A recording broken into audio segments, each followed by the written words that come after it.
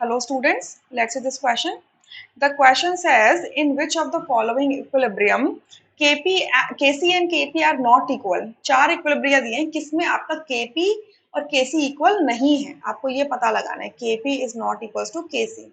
अब Kp होता है equilibrium constant in terms of partial pressure, Kc होता है equilibrium constant in terms of concentration.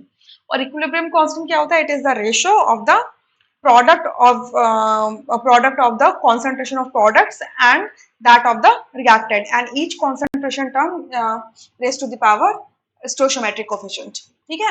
So Kp और Kc के बीच में एक रिलेशनशिप होता है, that is Kp is equals to Kc multiply RT की पावर डेल्टा Mg. ठीक है. R होता है गैस कांस्टेंट, T होता है टेम्परेचर और डेल्टा Ng क्या होता है? डेल्टा Ng होता है Np gas minus Nr gas. Delta NG का मतलब है total number of gases product, total number of gases moles of the product minus total number of gases moles of the reactant. ठीक है. तो अब KP और केसी कब इक्वल नहीं होंगे? जब डेल्टा एनजी की वैल्यू क्या होगी? जीरो के इक्वल नहीं होगी. ठीक है. देखो, अगर डेल्टा एनजी की वैल्यू मान लो जीरो आ गई, सो आरटी की पावर जीरो है, समथिंग की पावर जीरो इज वन. सो इस केस में क्या होगा? केपी इज इक्वल टू केसी होगा. ठीक है, इस कंडीशन पर. सो अगर डेल्टा एन जी की value not equals to zero आती है, तो आपका KP is not equals to KC हो जाएगा. ठीक है. तो आपको यही फाइंड आउट करना है, delta N G find out करना है. सो फर्स्ट रिएक्शन के लिए डेल्टा एन जी देखो क्या होगा. प्रोडक्ट के साइड में कितने गैसेस मोल्स है? N2 गैस है, O2 गैस है और दोनों के एक एक मोल प्रेजेंट है, तो 2 हो गया. माइनस रिएक्टेंट साइड पे NO गैस है, उसके 2 मोल्स प्रेजेंट है, तो 2 माइनस 2 इज 0. सो इस केस में Kp is equals to Kc होगा. हमें नॉट इक्वल बताना है, तो फर्स्ट ऑप्शन नहीं हो सकता. सेकेंड ऑप्शन देखो, डेल्टा एन जी की वैल्यू क्या आएगी?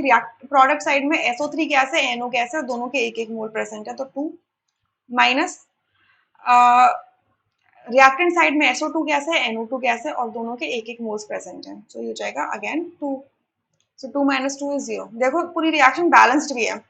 अगर आप लेफ्ट हैंड साइड में देखोगे तो एक सल्फर है, राइट हैंड साइड में एक सल्फर है, लेफ्ट हैंड साइड में 4 ऑक्सीजन है, राइट हैंड साइड में 4 ऑक्सीजन है, लेफ्ट हैंड साइड में एक नाइट्रोजन है, राइट हैंड साइड में एक नाइट्रोजन.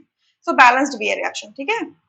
थर्ड रिएक्शन देखो तो हमारा सेकंड ऑप्शन भी आंसर नहीं हो सकता, इसमें भी Kp is equals to Kc आ रहा है. थर्ड में देखो, थर्ड में डेल्टा एनजी निकालो. रिएक्शन देखो बैलेंस्ड है. प्रोडक्ट साइड में गैसियस मोल्स कितने हैं? 2. और रिएक्टेंट साइड में भी गैसियस मोल्स कितने हैं? 2.